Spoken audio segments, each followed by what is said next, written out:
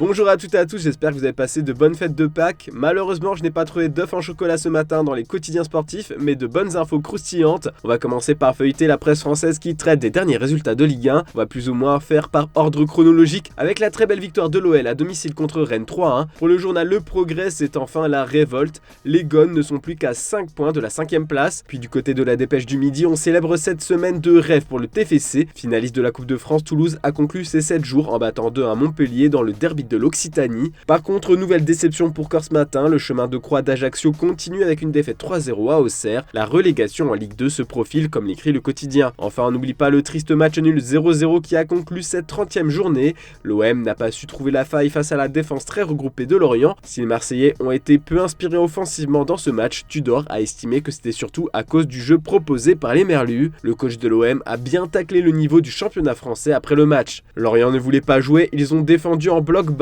et ont tenté de piquer sur les contres, c'est typiquement le foot français, a déclaré le manager croate. On va un peu lire le Parisien aussi, même si le PSG n'a pas joué ce dimanche. Dans ses pages intérieures, le journal délivre les coulisses de la semaine tendue qui s'est conclue par une victoire contre Nice samedi. Malgré sa position instable, Christophe Galtier a fait parler son caractère et n'a laissé transparaître aucun abattement. Proche de lui ces derniers temps, Nasser Al-Khelaifi a plusieurs fois rappelé au coach l'importance d'un nouveau titre à l'issue de la saison. Grâce à la victoire de ce week-end, les joueurs se sont remobilisés à l'image de Donnarumma qui a réalisé un grand match. Les Parisiens ont donc remis un peu d'ordre dans leur maison. Mais bon, quand on parle du PSG, il y a toujours des histoires de polémiques. Écrivain, PSG bowler et maintenant sub 44, habitué à changer de bio régulièrement sur Instagram ces dernières semaines, Hugo Ekitike a récidivé. Les supporters l'ont remarqué et ont estimé que c'est une allusion à son numéro de maillot arboré au PSG, le 44, et le mot sub pourrait lui s'apparenter à une forme d'agacement et de frustration liée à son rôle de remplaçant. Ekitike a finalement éteint le début d'incendie à ce sujet un peu plus tard, précisant qu'il s'agissait d'une marque de soutien à un ami rappeur. Puis hier, la presse espagnole nous relatait l'histoire complètement folle de Federico Valverde qui a agressé Alex Baena après le choc perdu par le Real Madrid contre Villarreal. Le joueur du sous-marin jaune aurait été frappé à la pommette. Vous vous en doutez, cette histoire n'allait pas en rester là comme on peut le lire dans Mundo Deportivo.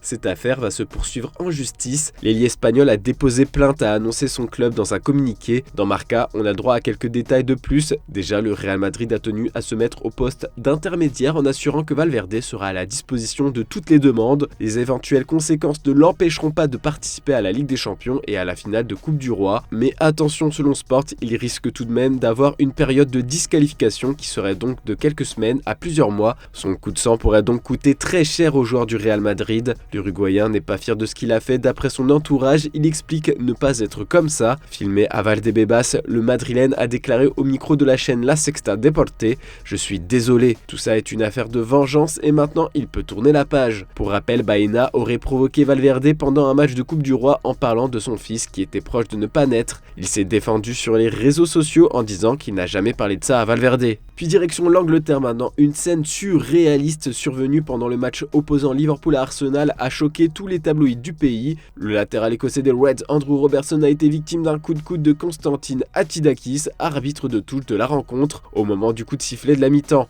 Une image que l'on retrouve sur la une du Daily Mirror, du Daily Mail et du Daily Star. On peut clairement voir l'Écossais de 29 ans recevoir ce coup et se plaindre de suite. Il semblait choqué lorsqu'il s'est plaint à l'arbitre, mais il a reçu un carton jaune pour contestation. Salah a dû l'éloigner pour éviter que la situation ne s'envenime. The Sun inflige un drapeau rouge à l'arbitre ce matin.